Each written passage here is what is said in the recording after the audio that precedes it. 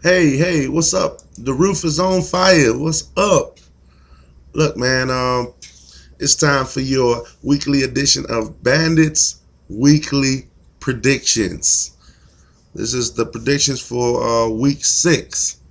All right, gonna start off with first matchup, which is me, the Bathroom Bandits, versus Max's Your Mom Loves My Spunk, Jafil. Well, um, damn. Max, you started off, man. You started off swinging, bro. On Thursday, you had Breeze and Freeman. Gave you 25 points for Breeze and 40 for Freeman. I matched you on the quarterback play on Thursday, as I had Matt Ryan, who gave me 25 points. This matchup is going to be wow. This is a good matchup, man. I also have Le'Veon Bell and Chris Ivory, and you have Fortes running back, so anything can happen there. I have Brandon Marshall and Cobb. You have Edelman Landry. I don't think it's an advantage to anybody in that one. Olsen versus Kelsey. Once again, no real advantage there. Except for the fact Olsen playing the Seahawks. Maybe I got a slight advantage. And I have Frank Gore versus Baldwin. And normally I would say that Frank Gore would have the advantage here, but Frank Gore is playing the Patriots, and they're going to be pissed off and probably run the fucking score up. So Frank Gore probably won't be touching the ball that much because Andrew Luck's going to have to pass the whole game just to try and keep up with the mighty Patriots. So this is a tough one to predict. The projections say you win by 11. Um, I actually think you might win this week, Max. But I'm not betting against myself. The Bandit is not going to bet against the Bandits. So I predict myself to win this week, pushing me to 5-1 and dropping you to 2-4, Max. Next matchup, the Marauders. I got that shit right this week, y'all. I got it right. Marauders. Marauders. Feel like a kid that just learned his ABCs, man. Uh, well, Pat, you had Julio on Thursday.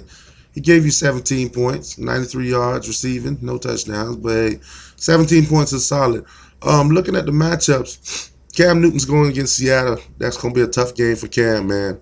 And like I said, Andrew Luck for Marauders, they're going to be playing from behind. So I see Andrew Luck throwing a lot of passes. So I give the advantage to Patrick on this one. Um, Running backs, Eddie Lacy, Melvin Gordon versus Andre Ellington and Darren Sproles. I like Patrick's running backs a little better. As far as receivers go, I give it to Patrick once again. Julio Jones and Demaryius Thomas versus Jeremy Maclin with no running game and John Brown. Um, I don't really see any advantage here for you, Mr. Chodes, except maybe Decker having a better game than Hyde. You have like 1, 2, 3, 4 Cardinals on your team, and none of them is Fitzgerald. So, hey, bro, I think you lose this week. Sorry, dropping to 2-4, and Patrick and those Marauders wins, moving their record up to 2-4. All right. Next matchup, Clit Commander versus CJ. Everybody knows how this is going to turn out. It's no secret. CJ has an illegal lineup, and he's making this league very boring for the guys who have to play him every week.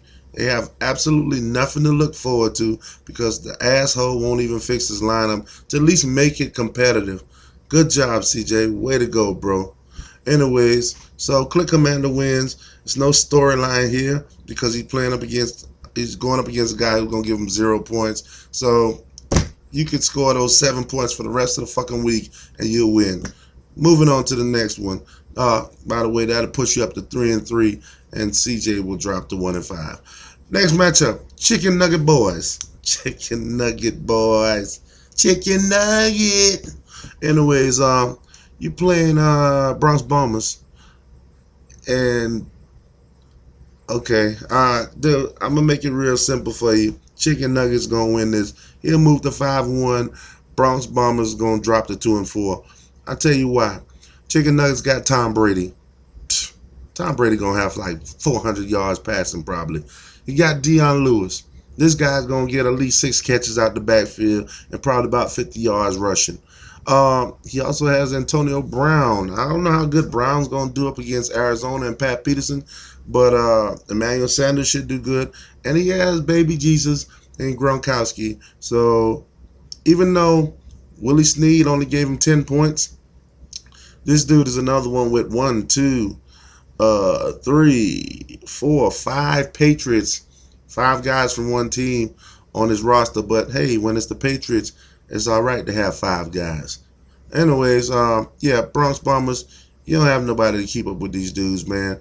You got Marshawn Lynch and Rawls in your starting lineup, so you're just telling me that you have no clue what's going on. You put the starter and the backup in your lineup, man. So hey, whatever. Just as long as you keep those Jets. Moving on to the next one and the last one, I have. Wow, now this is gonna be a game right here. This is gonna be the closest game based on matchups. Dick Knowles at 4-1, Shaking Blake at 3-2.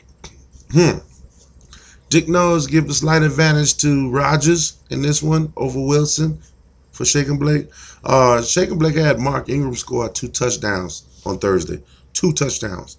He didn't have many rushing yards, only 46, but those 2 touchdowns gave him 20 points. So that's a good start. He also has Adrian Peterson. I like Shaking Blake's running backs over Gio Bernard and Lamar Miller, even though I think Lamar Miller's going to have a comeback season since the coach got fired. As far as receivers go, A.J. Green and Allen Robinson for Shaking Blake.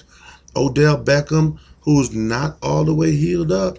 He's going to try and play, but I guarantee he's going to hurt himself in that game and have to sit down. And Keenan Allen with Antonio Gates back is not getting the same targets he was getting before. I give the advantage to Shaking Blake once again. Tight ends, I give slight advantage to Tyler Eifert. He's been pretty much unstoppable. And Martellus Bennett has been, I mean, this dude has been a low roller, man. He should be way better than he is. So I give the advantage to Eifert in this one. Larry Fitzgerald versus James Jones. Let me tell you something, man. James Jones is probably the most underrated receiver this year. This dude has been absolutely fucking amazing. So as good as Larry Fitzgerald has been, I think that this is a pretty even matchup, man. I think James Jones can do pretty much the same damage as Larry Fitzgerald can do. And Blake also had Mark Bryant, a kicker, play for him on Thursday. He got him 6 points, just 3 extra points. I think Dan Carpenter can top that.